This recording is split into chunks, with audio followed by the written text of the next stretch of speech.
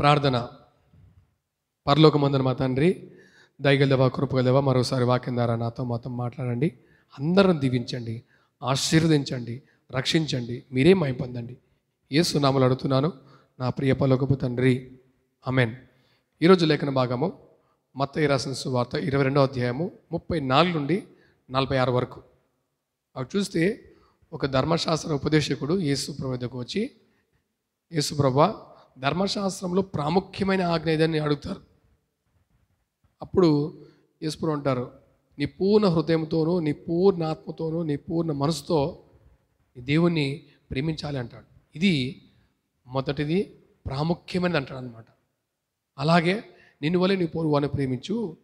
ధర్మశాస్త్రం అంతటి ఇది మూలమైనది, ప్రవక్తలకు ఇది మూలమైనదని చెప్తారనమాట.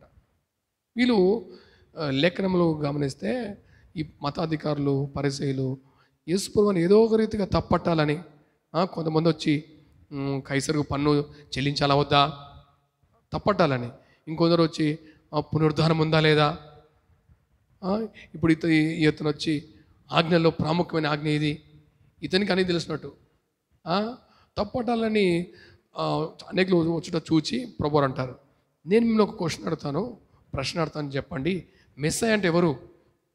నేను యేసు ప్రభు దేవరి కుమారుడు అన్నప్పుడు వాళ్ళు అంటారు దావీదు కుమారుడు అంటారు అనమాట. మెస్సయ్య ఎవరి కుమారుడు అంటే వాళ్ళు అంటారు దావీదు కుమారుడు అంటారు.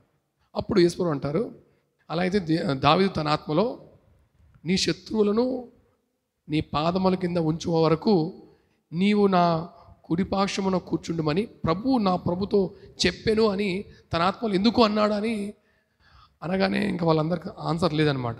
అప్పటి నుంచి ఎవరు కూడా ఒక ప్రశ్న అడగడానికి ముందు రాలేదు. చాలా ప్రాముఖ్యం. వాళ్ళందరూ ఏమనుకుంటున్నారంటే మెస్సయ్య దావీదు కుమారుడు అనుకుంటున్నారు, శరీరకంగా చూస్తున్నారు. కానీ దావీదు యేసు ప్రభువు నా ప్రభువు అంటున్నాడు. వీళ్ళు అర్థం కాని స్థితి, వాక్యం యొక్క సరైన గ్రహింపు లేక సరిగా అర్థం చేసుకోకుండా ఉన్న కారణాన యేసు ప్రభు వారిని చంపాలని చూస్తున్నారు. దావీదు కుమారుడు అంటే ఏంటంటే ఫ్యామిలీ లైన్ ఆఫ్ డేవిడ్, ఆ గోత్రం, దావీదు గోత్రంలో నుండి ప్రభువు వస్తారని వాక్యం. వీళ్ళు మానవ పరంగానే చూస్తూ వాక్యాన్ని తప్పుగా అర్థం చేసుకుంటూ ప్రభువాన్ని సిలువ వేయాలని చూస్తున్నారు.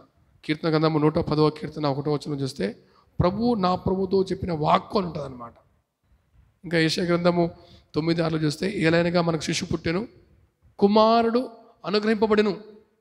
అక్కడ చూస్తే యేసు ప్రభు యొక్క హ్యూమన్ అండ్ డివైన్ నేచర్ చూస్తాం. దేవుని యొక్క మానవ అండ్ దైవిక స్వభావాలు చూస్తాం. ఆయన పరిపూర్ణ మానవుడు, పరిపూర్ణ దేవుడు ఉన్నాడని గుర్తించాలి. ఆయన పై రాజభారం ఉంది, ఆయన ఆశ్చర్యకుడు, ఆలోచనకర్త, బలమైన దేవుడు, నిత్యుడు, తండ్రి, సమాధానాధిపతి అని రాయబడింది. సో ఆయన పరిపూర్ణ మానవుడు, పరిపూర్ణ దేవుడు అని గ్రహింపు కలిగి ఉండాలి. వీళ్ళు ఏదో చదివేసి మేమే జ్ఞానాలము, మేము తప్పులు పడతాము అని వస్తున్నారు. కానీ ఆయన సర్వజ్ఞాని. ఆయన జ్ఞానంతో మనం ఏంటండి అసలు పోల్చుకోలేమన్నమాట. ఈ మతాధికారులు అందరూ ఎన్నో విధాలుగా ప్రశ్నించడం చూస్తారు, కానీ అన్నింటిలో ఫెయిల్ అయ్యారు. ప్రభువారు అయితే ఆయన సర్వజ్ఞానం విన్నాడు, తన జ్ఞానాన్ని కనపరిచాడు. ప్రేమపూర్వకంగా వాళ్ళు చెప్పిన క్వశ్చన్స్ అన్నిటికీ ఆన్సర్ చెప్పిన చూస్తాం. ఇంకా చూస్తే కొరింథీ పత్రికలో 1వ అధ్యాయం 25వ వచనంలో చూస్తే యేసు ప్రభువారు దేవుని జ్ఞానమై ఉన్నాడు. ఆయన జ్ఞానమై ఉన్నాడు. నిజంగా ఆయన ఆశ్రయిస్తే ఆయన తన జ్ఞానాన్ని ఇస్తాడు. ఆ జ్ఞానంలో నడవడానికి నీకు అవకాశం ఉంటుంది. వాక్యం యొక్క ప్రత్యక్షత నీకు కలుగుతుంది. వాక్యం అర్థం చేసుకునే ఆ జ్ఞానం నీకు దొరుకుతుంది. ఆయన జ్ఞానం కలిగి ఉందాం, ఆయన జ్ఞానం కలిగి జీవిస్తాం. ఈ లోక జ్ఞానము నమ్ముకుంటే ఈ లోక జ్ఞానము మనల్ని చెడు మార్గం నడిపిస్తుంది. ఈ లోక జ్ఞానము స్వార్థం వైపు నడిపిస్తుంది. ఈ లోక జ్ఞానము గర్వం వైపు నడిపిస్తుంది అండి, నితరాన్ని చేర్చదు. కనుక ఆ జ్ఞానం, దేవుని జ్ఞానం కలిగి జీవిస్తాం. ఆయన జ్ఞానం కలిగి జీవిస్తే మనము నిత్యరాజ్యానికి వారసులం అవుతాం. ఆయన జ్ఞానం గొప్పదండి. ఆయన జ్ఞానం పవిత్రమైనది, సులువుగా లోపడినది, సమాధానకరమైనది, కనికరంతో కూడినది. సో కనుక యాకోబు రాసిన పత్రిక 3వ అధ్యాయం ఉంటుంది. సో 3-4 అధ్యాయంలో గమనించాలి. ఆయన జ్ఞానం కలిగి జీవిస్తాం. అప్పుడు నిజంగా దేవుడు రాజ్యంలోకి అర్హులవుతాం. అప్పుడు సమాధానం ఉంటుంది, సంతోషం ఉంటుంది. అట్టి మహాకృప దేవుడు మనం దయచేయను గాక. ప్రార్థించుకుందాం. పరమ తండ్రి, దయగలవాని కొందనాలు, వాక్యం ద్వారా మీరు మాట్లాడిన విధానం బట్టి కొందనాలు. నీ జ్ఞానం మాకు కావాలి ప్రభా. అయ్యా తండ్రి, సాయం చేయి, కృప చూపించండి అయ్యా. వాక్యం అర్థం చేసుకునే గ్రహింపు మాకు దయచేయి అయ్యా తండ్రి. మా కళ్ళు తెరువునైనా వాక్యం అర్థం చేసుకునే కృపను మా అందరికి దయచేయి. నీ జ్ఞానం కలిగి జీవించే మనసు దయచేయి.